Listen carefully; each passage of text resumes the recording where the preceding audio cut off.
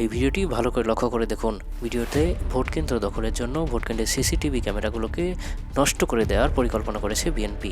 আপনারা ভিডিওটি ভালো করে লক্ষ্য করলে দেখতে পারবেন ভোট কেন্দ্র দখলের জন্য পূর্ব প্রস্তুতি করছে বিএনপি দল। এখানে 6টা ক্যামেরা লাগানো হয়েছে নির্বাচনের জন্য।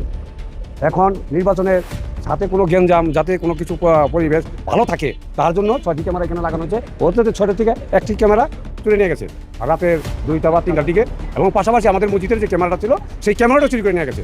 এটা আমরা প্রশাসনের কাছে এইটা আমরা তদন্ত চাই। আমরা এইটা কে নিল বা কী করলো, কিভাবে গেল, কেন গেল। অধিকাংশ জনগণের মতামত, তারা বলছে যে আগামী নির্বাচনে বিএনপি জয়ী হতে পারবে না। এটা তারা বুঝে গেছে আগামী জাতীয় নির্বাচনে জামাত সহ অন্যান্য 11 দলীয় জোট ক্ষমতায় যেতে পারে। সেই আশঙ্কা থেকেই বিএনপি অন্যান্য সকল ভোট কেন্দ্র দখল করছে। অনেকে বলছেন বিএনপির অনেক বড় বড় নেতা বা এমপি পদপ্রার্থী তারা পুলিশকে কিনে ফেলেছে। এক এসপিকে তারা 1.5 থেকে 2 কোটি টাকা দিয়ে কিনেছে, যাতে ভোটের দিন যে কোনো অরাজকতার সৃষ্টি হলেও পুলিশ কোনো ব্যবস্থা গ্রহণ না করে। দেশের জনগণ আরও বলছে আগামী জাতীয় নির্বাচনে বিএনপি যেভাবে ক্ষমতায় যেতে চাচ্ছে, কিন্তু দেশের জনগণ মুখে মুখে বিএনপি বললেও হিল মারবে বিএনপির বিরুদ্ধে। সেটা যে কোনো দলই হোক বিএনপির বিরুদ্ধেই হবে। আর এটা দেশের জনগণের পরিস্থিতি বিএনপি বুঝে গেছে বলেই তারা দেশের যে 42,000 ভোট কেন্দ্র রয়েছে সেগুলো ভাঙচুর করছে।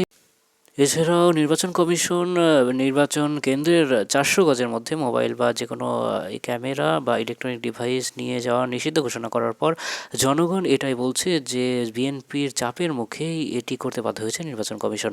তবে দেশের জনগণ এই রায় মানে না। তারা নির্বাচনে যাবে, ব্লগিং করতে যাবে এবং নির্বাচনের মধ্যে ক্যামেরা নিয়ে যাবে, কে কীভাবে ভোট দিচ্ছে সব সময় লাইভ চলবে, যাতে দেশের জনগণ কোথাও কোনো অরাজনৈতিকতা সৃষ্টি হলে দেখতে পারে। দর্শক, আপনারা কি বলেন? আগামী জাতীয় নির্বাচনে কোন দল ক্ষমতায় যাবে, বা বিএনপি নাকি জামাত ক্ষমতায় গেলে এদেশের জনগণের ভালো হবে? তো আপনি কোন দলকে ভোট দিতে চান এবং কোন দল ক্ষমতায় গেলে দেশের উন্নয়ন হবে বলে মনে করেন? অবশ্যই আপনার মূল্যবান মতামত কমেন্ট করে জানাতে ভুলবেন না। আর হ্যাঁ, অবশ্যই এই চ্যানেলটি সাবস্ক্রাইব করবেন যাতে দেশের যে কোনো গোপন খবর বা সত্য খবর সবার আগে আপনার কাছে পৌঁছে যায়। ধন্যবাদ।